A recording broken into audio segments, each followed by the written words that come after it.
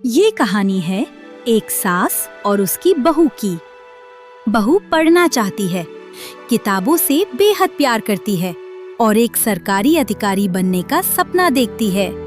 लेकिन उसकी सास उसके सपनों के रास्ते में बार बार रुकावटें खड़ी करती है। क्या वो अपने सपने पूरे कर पाएगी या फिर अपनी सास के अत्याचारों से तंग आकर सपने देखना ही छोड़ देगी? जानिए इस दिलचस्प और सीख देने वाली कहानी में। घर की बहुओं को घर गृहस्थी और रसोई का काम ही शोभा देता है, और इस लड़की को देखो, काम करने से बचने के लिए हर वक्त किताबें लेकर बैठ जाती है। पता नहीं इतनी पढ़ाई करके क्या हासिल करना चाहती है। घर संभालने के लिए इतनी तालीम की भी क्या जरूरत है? ये है कोकिला। उम्र लगभग 60 बरस से ऊपर, चेहरे पर सख्ती और आंखों में हमेशा नाराजगी छलकती रहती थी। और ये है उसकी बहू रानी, जवान, समझदार और पढ़ाई लिखाई में दिलचस्पी रखने वाली। उसके दिल में एक ही ख्वाब बसा था, एक दिन सरकारी अफसर बनकर अपनी पहचान बनाना। कोकिला का बेटा रवि था, 28 बरस का एक मेहनती और सादा मिजाज किसान। वो माँ की इज्जत करता था और अपनी पत्नी से भी बेपनाह मोहब्बत रखता था। हर सुबह कोकिला, जो रानी की सास थी, उठते ही कामों की लंबी फहरिस्त सुनाना शुरू कर देती। रानी, आज गोबर के उपले भी तैयार कर लेना, कल वाले सब खत्म हो गए हैं। और सुन, इस बार उन्हें आधा सूखा मत छोड़ देना। पिछली दफा की तरह अगर ठीक से नहीं सूखे तो जलेंगे भी नहीं। और दोपहर होने से पहले पूरा आंगन चमकना चाहिए। गांव की कुछ औरतें घर आने वाली हैं, इसलिए सब कुछ साफ सुथरा नजर आना चाहिए। रानी बिना कुछ कहे चुपचाप अपने काम में लग जाती। दिल तो उसका किताबों और सपनों की दुनिया में होता, मगर हाथों में झाड़ू, बाल्टी और घर के अनेक काम होते। जब कभी उसे अपने लिए 2 पल मिलते और वो किताब खोलकर बैठती, तभी कोकिला की तेज आवाज उसके कानों में गूंज उठती। अरे बहू, अब ये कौन सा नया शौक शुरू हो गया? क्या घर का सारा काम निपट गया है जो किताब लेकर बैठी हो? रानी धीमी आवाज में जवाब देती, माँ जी, बस थोड़ी देर पढ़ लेती हूँ, उसके बाद सारा काम कर लूंगी। ये सुनते ही कोकिला का चेहरा और सख्त हो जाता। हमारे जमाने की बहुएं घर और परिवार संभालती थी, उन्हें पढ़ाई लिखाई के चक्कर नहीं होते थे। अगर तुझे इतना ही पढ़ना था तो फिर शादी करने की क्या जरूरत थी? रानी कुछ नहीं कहती। वो चुपचाप अपनी किताबें बंद करती और फिर से घर के कामों में लग जाती। लेकिन कोकिला हर रोज उसके लिए कोई न कोई नया काम ढूंढ ही लेती, ताकि रानी को पढ़ने के लिए वक्त ही ना मिल सके। रानी को पढ़ाई के लिए 2 पल का सुकून भी नसीब ना हो, इसलिए कोकिला उसके लिए रोज नए नए काम तैयार रखती थी। आज खेत से ताजी गोभियां तोड़ कर ले आना, और ध्यान रहे उनमें कहीं कीड़े मकोड़े ना लगे हों। और उसके बाद गांव के पास वाले कुएं से पानी भी भर लाना। ये सब सुनकर रानी ने थके हुए चेहरे के साथ आसमान की तरफ नजर उठाई, जैसे दिल ही दिल में ऊपर वाले से शिकायत कर रही हो। ए ऊपर वाले, क्या हम जैसे घरों की लड़कियों को बड़े सपने देखने का भी हक नहीं है? कई बार लगातार ताने और मुश्किलें उसका हौसला कमजोर कर देती थी। कभी उसकी आंखें भर आती और वो चुपके से रो लेती, लेकिन फिर अपने आंसू पोंछकर खुद को हिम्मत देती। चाहे रास्ता कितना भी कठिन क्यों ना हो, मैं अपने सपनों से पीछे नहीं हटूंगी।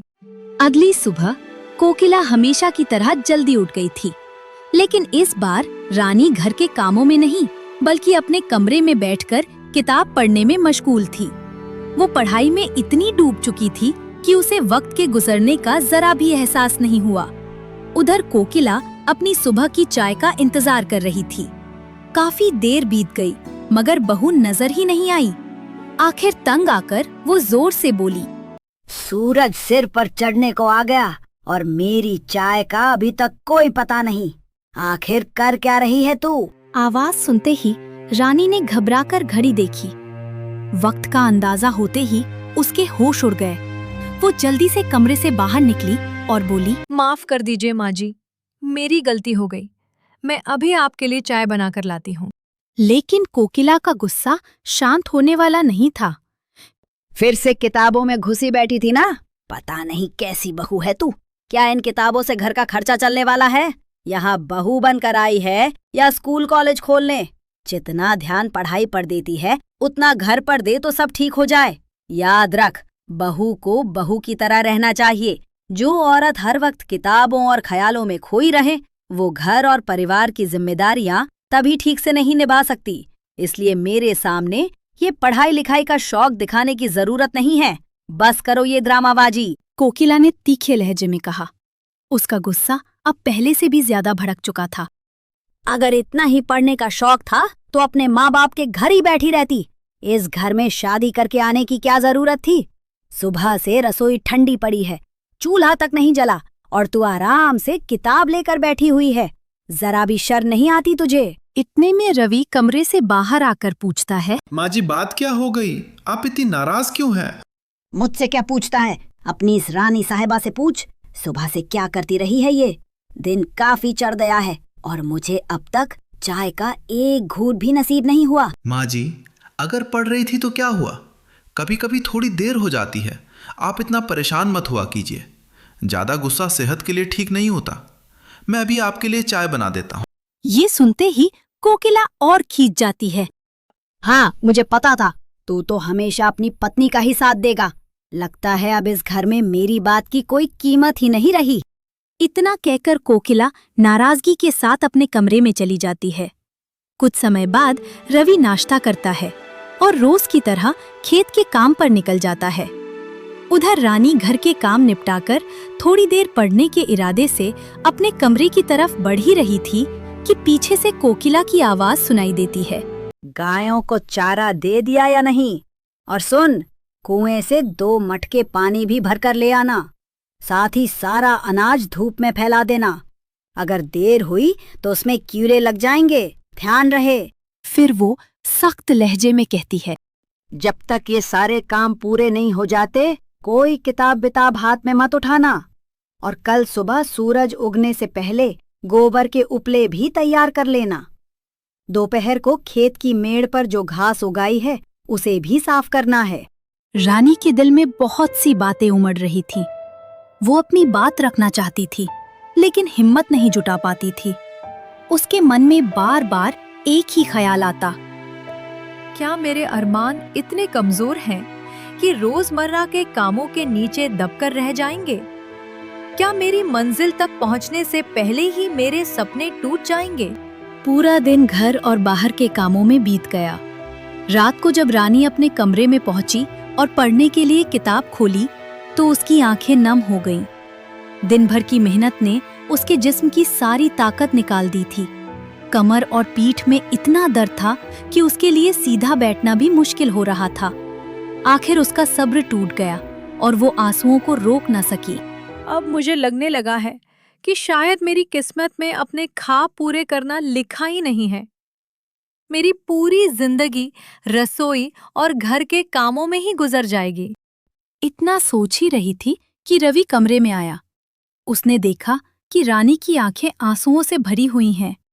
वो परेशान होकर उसके पास बैठा और पूछा, रानी क्या बात है? तुम इतनी उदास क्यों हो? क्या माँ जी ने फिर कुछ कह दिया? रानी ने खुद को संभालने की बहुत कोशिश की, लेकिन दिल में जमा दर्द आज बाहर निकलने को बेचैन था। आंसू उसकी पलकों से लगातार बहते रहे और वो जोर जोर से रो पड़ी। मैं अपनी जिंदगी में कुछ बनना चाहती हूँ। मैं पढ़ना चाहती हूँ, अपने सपनों को सच करना चाहती हूँ। मुझे पता है रानी, अगर तुम्हें और किताबों की जरूरत है तो मैं ला दूंगा, लेकिन तुम इतनी टूटी सी क्यों लग रही हो? मैं हर रोज इतना काम करती हूँ कि खुद के लिए एक पल भी नहीं बचता। माँ जी जानबूझकर मुझे नए नए कामों में उलझा देती हैं ताकि मैं पढ़ने का वक्त ही ना निकाल सकूं। अब सिर्फ मेरा जिस्म ही नहीं, मेरा हौसला भी थक चुका है। तुम्हें लगता होगा कि तुम्हारे खेत चले जाने के बाद मुझे आराम मिलता होगा, लेकिन सच तो ये है कि मुझे सांस लेने की भी फुर्सत नहीं मिलती। उसकी आवाज और भी दुखी हो गई। मुझे लगता है मेरा सपना कभी पूरा नहीं होगा। शायद मैं उस समय में पैदा ही नहीं हुई जहां लड़कियों को अपने सपने पूरे करने की आजादी मिलती है। लोग कहते हैं कि औरत ही औरत का दर्द नहीं समझती, और आज मुझे ये बात सच नजर आ रही है। ये सब सुनकर रवि कुछ पल के लिए बिल्कुल सन्न रह गया। तब रानी ने आंसू साफ करते हुए फिर कहा, शादी से पहले मुझे लगता था कि मैं अपनी पढ़ाई और अपने सपनों को कभी नहीं छोड़ूंगी। मैंने सोचा था कि शादी के बाद भी मैं अपनी मंजिल की तरफ बढ़ती रहूंगी। लेकिन माँ जी ने तो मेरे हर ख्वाब को बोझ समझ लिया है। घर में चाहे कितना भी काम हो, सबसे पहले मुझे ही आवाज दी जाती है। अगर मैं किताब खोलकर बैठ जाऊं तो ताने मिलते हैं, और अगर थोड़ी देर चैन से बैठ जाऊं तो भी जैसे कोई जुर्म कर दिया हो। रवि कुछ बोलना चाहता था, मगर आज रानी के दिल का सालों पुराना दर्द लफ्जों में बदल चुका था। वो रुकने वाली नहीं थी। उसकी सारी खामोशी आज एक तूफान बनकर बाहर आ रही थी। मेरी किताबें, मेरी मेहनत, मेरी नींद से खाली रातें और मेरी आंखों में सजे हर सपने, आज सब कुछ मुझे बेकार और बोझ सा लगने लगा है। क्या सच में एक लड़की के सपनों की हद सिर्फ उसकी शादी तक ही होती है? क्या मेरी पूरी जिंदगी का मकसद सिर्फ रसोई संभालना, रोटियां बनाना और घर का काम करना ही है? मैं अब और नहीं लड़ सकती। मेरी हिम्मत जवाब दे चुकी है। लगता है मेरा ख्वाब ख्वाब ही बनकर रह जाएगा। ये बात दोबारा कभी मत कहना रानी। मैंने तुमसे शादी इसलिए नहीं की थी कि तुम सिर्फ घर के काम करो, रोटियां बनाओ या मेरी माँ की हर बात बिना कुछ कहे मानती रहो। मैंने तुमसे शादी इसलिए की थी क्योंकि मैं चाहता था कि तुम मेरी हर खुशी और हर मुश्किल की साथी बनो। जब हमने अग्नि के सामने 7 फेरे लिए थे, तब मैंने ये वादा किया था कि जिंदगी के हर मोड़ पर तुम्हारा साथ निभाऊंगा और तुम्हारे हर सपने की हिफाजत करूंगा। मैंने कभी ये नहीं सोचा था कि मेरी ख्वाहिशें अहमियत रखें और तुम्हारे अरमान पीछे छूट जाएं। जब तक मैं तुम्हारे साथ हूं, कोई भी तुमसे तुम्हारी मंजिल छीनने की हिम्मत नहीं कर सकता, ना मुश्किल हालात और ना ही लोगों की सोच। मैं तुमसे वादा करता हूं कि आज के बाद तुम खुद को कभी अकेला महसूस नहीं करोगी। अगर तुम पढ़ना चाहती हो तो मैं तुम्हारे लिए हर मुमकिन मदद करूंगा। ज़रूरत पड़ी तो घर के काम में भी पूरा हाथ बटाऊंगा और माँ जी को भी समझाऊंगा कि तुम्हारे सपने कितने अहम हैं। ये सुनकर रानी की आंखों में फिर आंसू आ गए।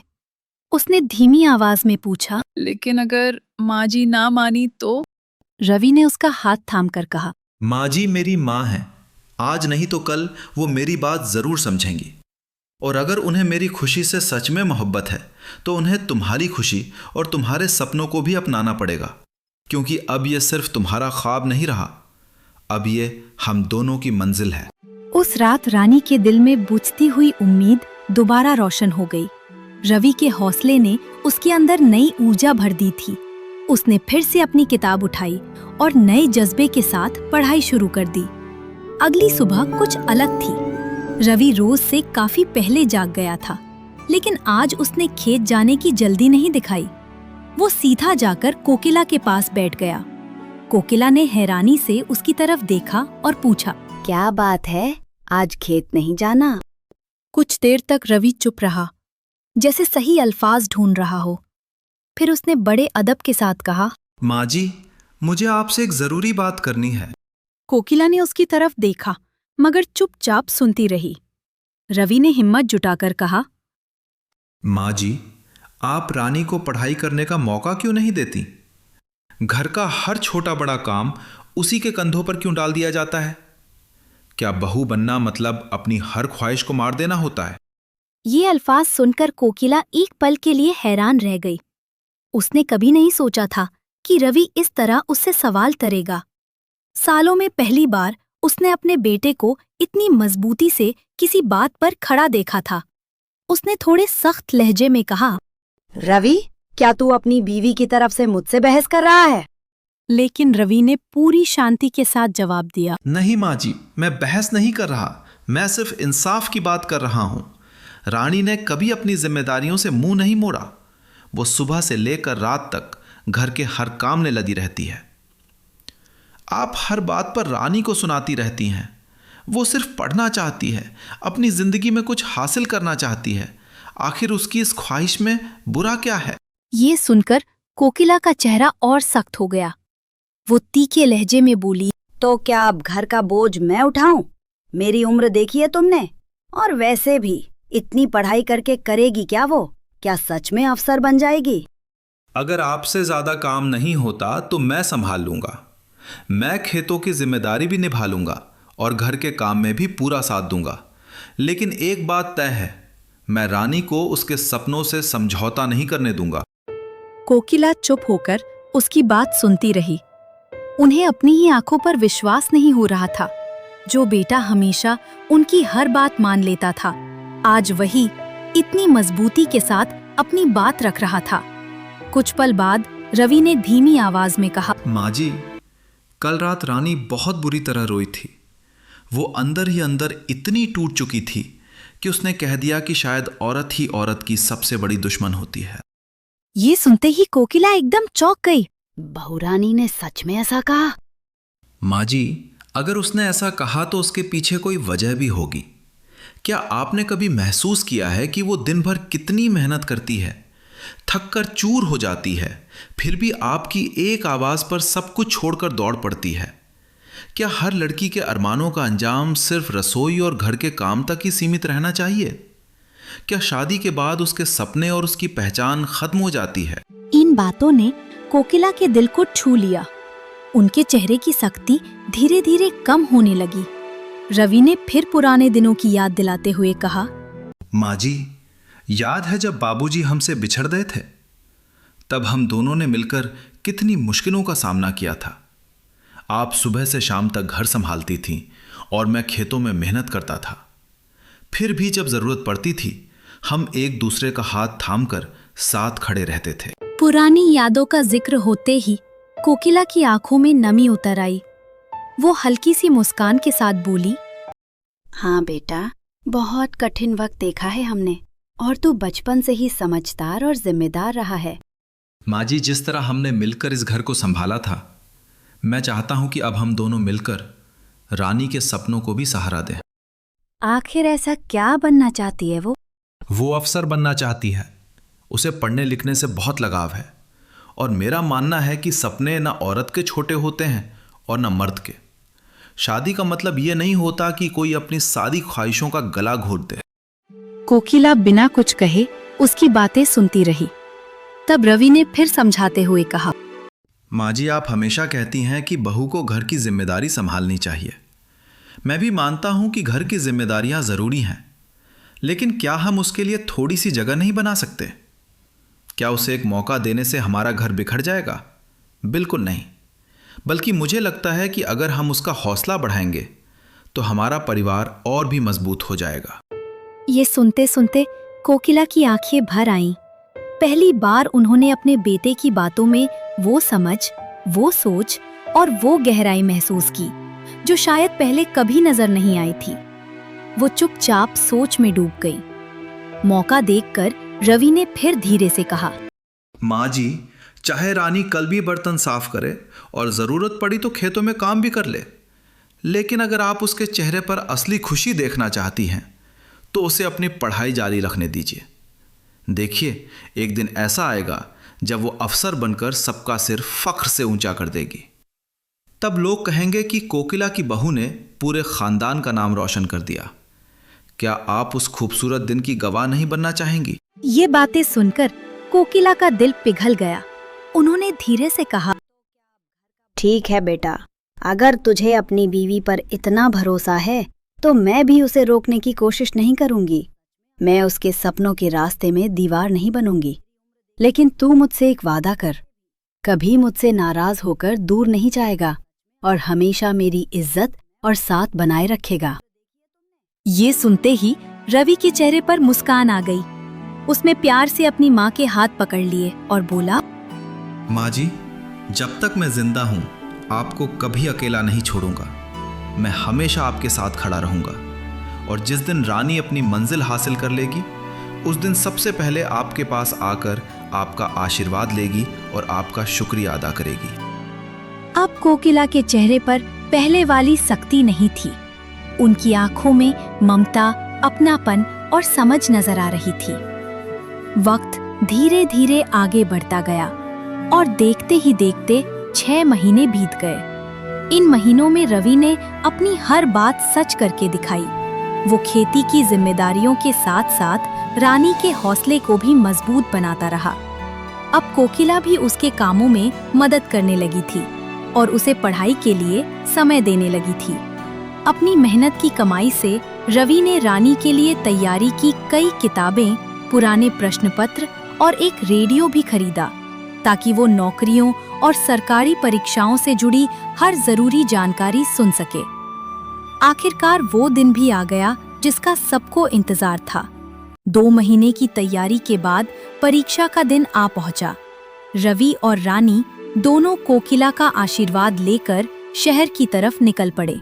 परीक्षा हो गई और अब सबकी नजरें नतीजे पर टिकी हुई थीं। लगभग 1 महीने बाद एक दिन डाकिया घर के बाहर आया और आवाज लगाई, अरे रवि, बहू रानी के नाम एक चिट्ठी आई है। ये सुनते ही रवि फौरन घर से बाहर निकला और उसने चिट्ठी अपने हाथ में ले ली। उधर रानी का दिल जोर जोर से धड़क रहा था। उसकी आंखों में डर और उम्मीद दोनों साथ साथ नजर आ रहे थे। कांपते हुए हाथों से उसने लिफाफा खोला। फिर जैसे ही उसकी नजर चिट्ठी के शब्दों पर पड़ी, उसने पढ़ना शुरू किया। आपको ग्राम विकास अधिकारी के पद पर नियुक्ति के लिए चयनित किया गया है। कृपया अपना नियुक्ति पत्र प्राप्त करने हेतु जिला परिषद में उपस्थित होकर आवश्यक प्रक्रिया पूरी करें। जैसे ही रानी की नजर इन शब्दों पर पड़ी, उसकी आंखें आंसुओं से भर गईं। खुशी का सैलाब उसके दिल में उमड़ पड़ा और वो अपने जज्बात पर काबू ना रख सकी। रवि ने तुरंत उसे अपनी बाहों में भर लिया और मुस्कुराते हुए बोला, देखा रानी, जिस मंजिल के लिए तुमने इतनी मेहनत और संघर्ष किया था, आज तुम उस तक पहुंच गई हो। तुम्हारा ख्वाब आज हकीकत बन चुका है। ये खुशखबरी सुनकर कोकिला भी भावुक हो उठी।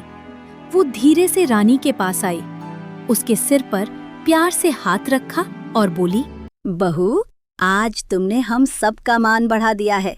मुझे माफ कर देना, मैंने तुम्हें समझने में बहुत देर कर दी और कई बार तुम्हारे रास्ते में रुकावट भी बनी, लेकिन तुमने कभी हिम्मत नहीं हारी और अपने इरादों को कमजोर नहीं पड़ने दिया। आज मुझे तुम पर बहुत गर्व है। अब मैं गर्व से सबको बताऊंगी कि मेरी बहू एक सरकारी अफसर है।